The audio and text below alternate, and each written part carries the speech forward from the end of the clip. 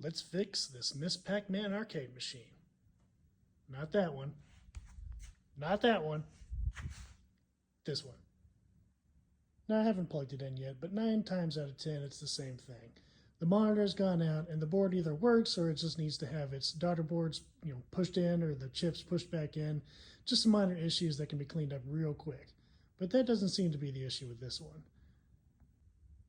We've got the typical G07 chassis in here. A lot of times what I see is that one of the fuses in there is blown because the flyback and hot have gone bad. However, this has been worked on before, and there's a remote fuse here that's been put to replace the one that usually blows. And that fuse and the other fuse that are in here both test good. So this has been worked on before, and neither fuse is blown. What was blown is one of the fuses down here that I've gone ahead and replaced. One of the fuses for the 12 volt from the power supply. So I'm going to plug it in and see if that blows again.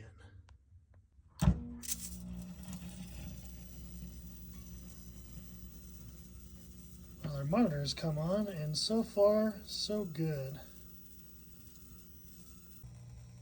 The game powers on, and I can hear it play. This is not a great looking image. Let's see if I can adjust that out. This is the best I can get it to look. It will not stay stable, but it shows that the PCB is mostly okay. Probably just needs some cleaning. But the monitor definitely needs a rebuild, that's for sure. So here's the plan of action. We'll take out the PCB, clean up the edge connector, remove some of these chips and clean up some of these pins that look a little dirty and corroded, and reseat them.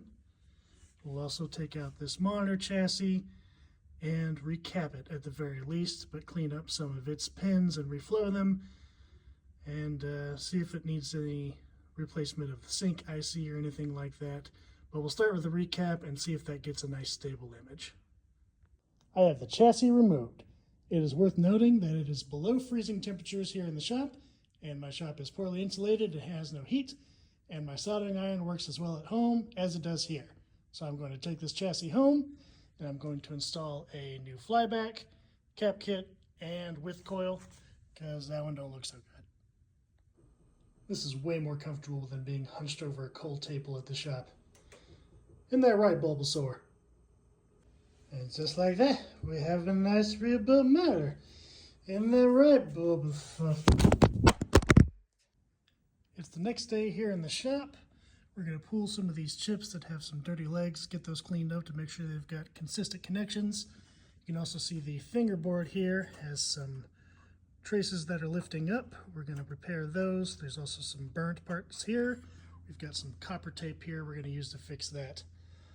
Also, is it always this bright in here? God, turn down the sun.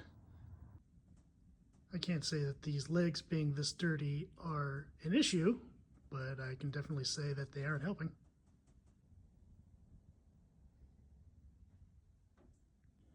Moment of truth, y'all.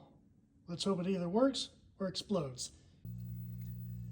Well, we're definitely still having some board issues, so let's continue to play with that.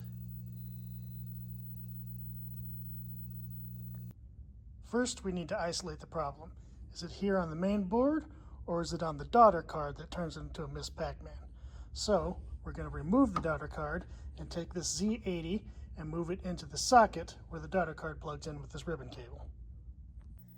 I have quite a few Pac-Man boards and parts lying around, and after swapping some stuff around, I was able to get this back up and running.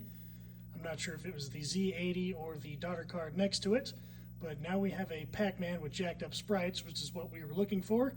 Now we can put the daughter card back on it, that turns it into a Miss Pac-Man, and we should be able to get this back and going. We're almost there. We have a Miss Pac-Man with no sprites. Huh. Extra challenge mode. Oh, and while going through all my Pac-Man stuff, I found this fully populated board that's got this ROM hack in it, so that's pretty cool. I used that board to test out everything in my sockets and realized that none of those chips were the problem, it must be something on the board that's permanently soldered, and I wasn't going to chase out every single one of those chips to determine what it was. So I just moved everything over that makes it a Miss Pac-Man onto that board, and I'm just going to use that board. So we've got a fully working Miss Pac-Man board now. This machine has been here since March, so I'm sure the client's going to be happy to hear that it's finally repaired, and after a few days of stress testing, it'll be ready to go back home.